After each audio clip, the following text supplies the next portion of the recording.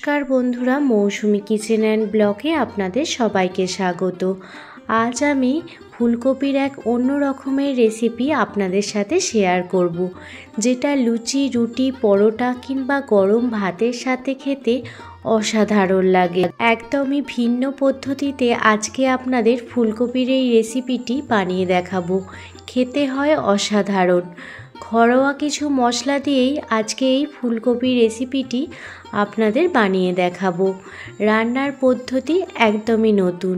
তো চলুন বন্ধুরা, আর দেরি না করে রেসিপিটি দেখে নিন। রেসিপিটি বানানোর জন্য দেখুন, আমি এখানে একটি ফুলকপি নিয়ে নিয়েছি। ফুলকপির ডাঁটাগুলো কেটে বাদ দিয়ে নেওয়ার পর ফুলকপির ফুলগুলো দেখুন এইভাবে ছাড়িয়ে নিচ্ছি। রেসিপিটি একদমই স্কিপ করবেন না, তাহলে আমি কি কি উপকরণ দিলাম সেগুলো কিন্তু মিস হয়ে যাবে।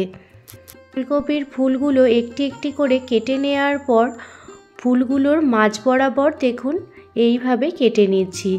খুব বড় সাইজের ফুলকপি এখানে আমাদের লাগবে না, এই রকম ছোট সাইজের ফুলকপি হলেই রেসিপিটি খেতে বেশি ভালো লাগবে।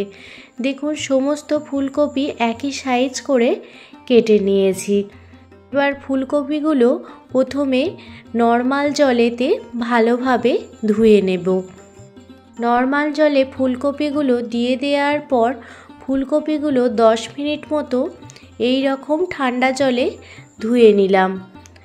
অন্যদিকে একটি মশলা বানাবো, তার জন্য নিয়ে নিয়েছি 7 থেকে 8 কোয়া রসুন, সাথে নিয়ে নিয়েছি কিছুটা পরিমাণ আদা, আর সাথে নিয়েছি 2টো কাঁচা পাকা লঙ্কা, আর এবার নিয়ে নিচ্ছি 1 মুঠো ধনিয়া পাতা। আর সামান্য পরিমাণ জল দিয়ে একটি স্মুথ পেস্ট দেখুন বানিয়ে নিয়েছি। অন্যদিকে গ্যাসের ওভেন জ্বালিয়ে কড়াই বসিয়ে দিয়েছিলাম, আর কড়াইতে পরিমাণ মতো জল দিয়ে দিয়েছিলাম। জলটা খুব ভালোভাবে গরম হয়ে গেলে এর মধ্যে স্বাদ মতো লবণ মিশিয়ে নিয়েছিলাম, আর এরপর গ্যাসের ফ্লেমটি বন্ধ করে ঠান্ডা জলে রাখা ফুলকপিগুলো এই গরম জলের মধ্যে দিয়ে দিচ্ছি। জলে দিয়ে দেওয়ার পর ঢাকনা দিয়ে 10 মিনিট মতো ঢেকে রেখে দেব, কিন্তু গ্যাসের ফ্লেমটা একদমই বন্ধ করে রেখেছি। 10 মিনিট ফুলকপিগুলো গরম জলের মধ্যে রাখার পর ফুলকপিগুলো ছান্তার সাহায্যে একটি প্লেটে তুলে নিচ্ছি। এইভাবে গরম জলে 10 মিনিট ভিজিয়ে রাখলে ফুলকপির মধ্যে যদি কোনো রকম পোকামাকড় থাকে সেই পোকামাকড়গুলো বেরিয়ে যায়। ফুলকপিগুলো একটি পাত্রে উঠিয়ে নিয়েছি। এবার ওই কড়াইয়ের মধ্যে পরিমাণ মতো সাদা তেল দিয়ে ওই তেলের মধ্যে 4 থেকে 5টা পেঁয়াজ এই রকম ঝিরিঝিরি করে কুচিয়ে নিয়েছি। পেঁয়াজটা আমি প্রথমে বেরেস্তা বানিয়ে নেব। এইভাবে বেরেস্তা বানিয়ে ফুলকপি রান্না করে দেখুন, খেতে অসাধারণ টেস্টি হয়। আপনারা আশা করি কখনোই এই রকমভাবে ফুলকপি রান্না করে খাননি। একবার হলেও বানিয়ে দেখুন, বাড়ির ছোট থেকে বড় সবাই চেয়ে চেয়ে খাবে। পেঁয়াজগুলো ভালোভাবে ভেজে বেরেস্তা বানিয়ে নিয়েছি। বেরেস্তাগুলো প্রথমে একটি প্লেটে উঠিয়ে নিচ্ছি। দেখুন সমস্ত বেরেস্তা একটি পাত্রে উঠিয়ে নিয়েছি। ওই কড়াইতে যে পরিমাণ তেল ছিল সেই পরিমাণ তেলের মধ্যেই ভাপিয়ে রাখা ফুলকপিগুলো দিয়ে দিচ্ছি। এখানে আমি এখন আর কোনো রকম তেলের ব্যবহার করিনি। ফুলকপিতে স্বাদ মতো লবণ দিয়ে ভালোভাবে ভেজে নেব। ফুলকপিটা ভালোভাবে ভাজা হয়ে গেছে, খুব বেশি করে ভাজার কোনো প্রয়োজন নেই। সামান্য ব্রাউন কালার এলেই ফুলকপিগুলো একটি পাত্রে উঠিয়ে নেব। অন্যদিকে আরও একটি মশলা বানাবো, তার জন্য নিয়েছি 1 বাটি পরিমাণ টক দই। টক দইটা ফ্রেশ নেওয়ার চেষ্টা করবেন। নিয়ে নিয়েছি 7 থেকে 8টা কাজু বাদাম, আর যেটা বেরেস্তা বানিয়ে নিয়েছিলাম সেই বেরেস্তাটা পুরোটাই নিয়ে নিচ্ছি। দিয়ে দেখুন একটি স্মুথ পেস্ট বানিয়ে নিয়েছি। অন্যদিকে যে কড়াইয়ে ফুলকপিগুলো ভাজা হয়ে গিয়েছিল সেই কড়াইতে আরও কিছুটা পরিমাণ সাদা তেল দিয়ে দিলাম। ভালোভাবে গরম হয়ে গেলে এর মধ্যে শুকনো লঙ্কা, কালো জিরে, 2টো এলাচ, দারুচিনি, লবঙ্গ দিয়ে দিলাম। প্রথমে ফোড়নটা খুব ভালোভাবে ভেজে নিতে হবে। যতক্ষণ না পর্যন্ত সুগন্ধ বের হতে শুরু হয় ততক্ষণ ফোড়নটা খুব ভালোভাবে ভেজে নিলাম।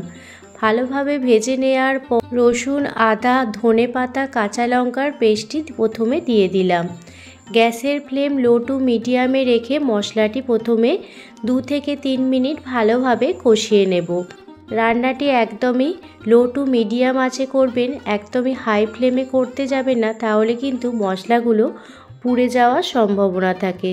2 থেকে 3 মিনিট কষিয়ে নেওয়ার পর টক দই, বেরেস্তা আর কাজু বাদামের পেস্টটি বানিয়েছিলাম সেই পেস্টটি দিয়ে দিলাম। পেঁয়াজের বেরেস্তা এইভাবে টক দই আর কাজু বাদামের সঙ্গে পেস্ট করে দেখুন, খেতে দুর্দান্ত লাগে। এবার সমস্ত মশলা ভালোভাবে কষিয়ে নেব যতক্ষণ না পর্যন্ত চারপাশ থেকে তেল ছাড়তে শুরু হয়ে যায়।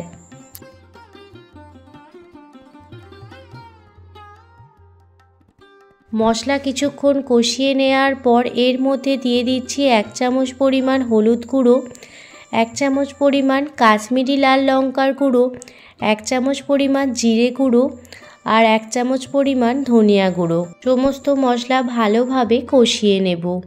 এই সময় গ্যাসের ফ্লেম একদম লো করে রাখবেন, না হলে কিন্তু মশলাটি নিচে লেগে যাবে।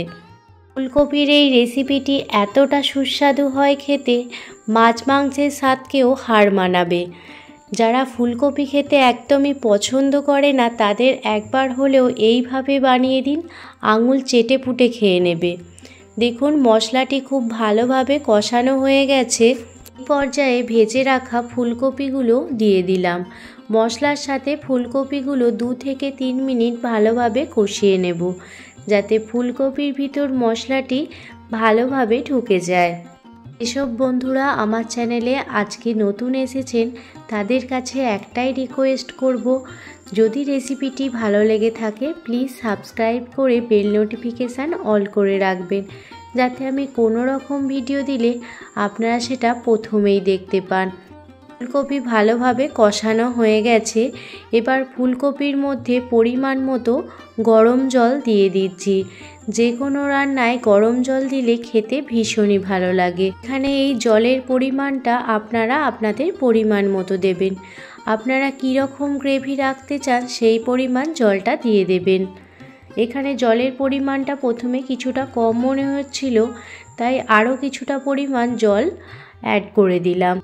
দিয়ে দেওয়ার পর এর মধ্যে দিয়ে দিলাম স্বাদ মতো লবণ আর দিয়ে দিলাম স্বাদ মতো চিনি। কপির এই রেসিপিটি সামান্য মিষ্টি হলে খেতে বেশি ভালো লাগে, তবে আপনারা মিষ্টি নাও দিতে পারেন।